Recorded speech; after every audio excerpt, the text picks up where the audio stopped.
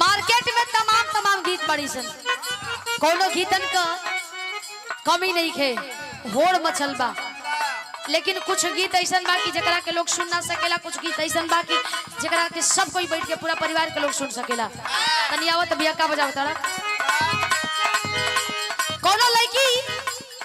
कोनो लड़का के समझावत या अपने लबहर के समझावत या, कहतिया कि मान जा ना तो बड़ा बेकार हाल हो जाई तोहार।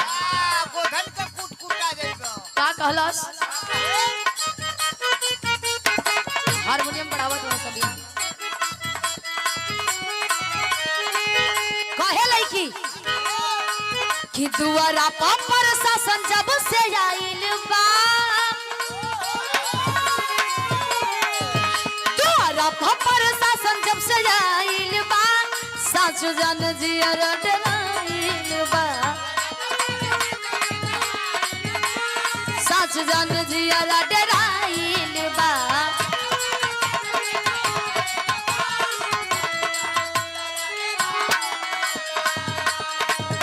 अब छोड़ देना कोई मदार हो, वांटेड में नाम तो हर आइल बा, वांटेड में नाम तो हर आइल बा।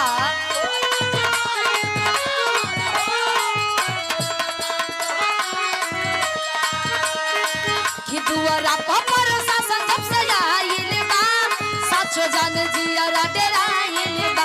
अब छोड़ देना में नाम तो हराइल बा। लइका समझाओ तारे पगली कि जेल लागे ससुरार कैसे कागज के पाना हो,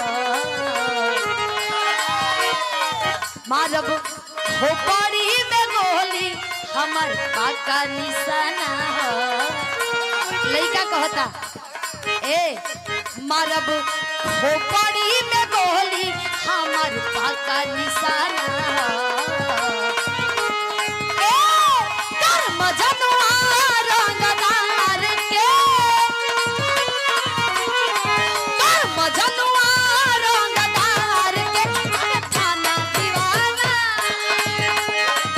ए तनी बीट पकड़ा। केस कागज के पाना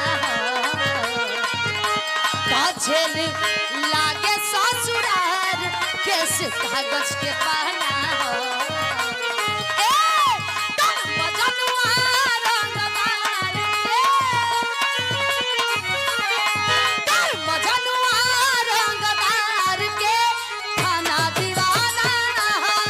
कर्म जनुआ रंगदार के थाना दीवाना हो। लेट वाला लगा दुआरा पर शासन जब से आइल बा, साचो जान जिया डराइल बा।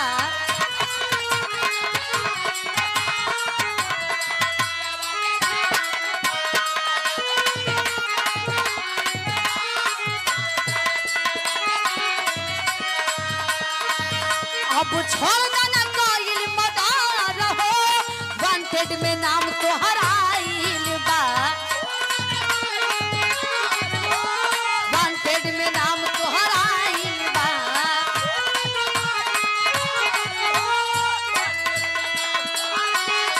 लइका कहे मारब खोपड़ी में गोली हमर पाका निशाना हो,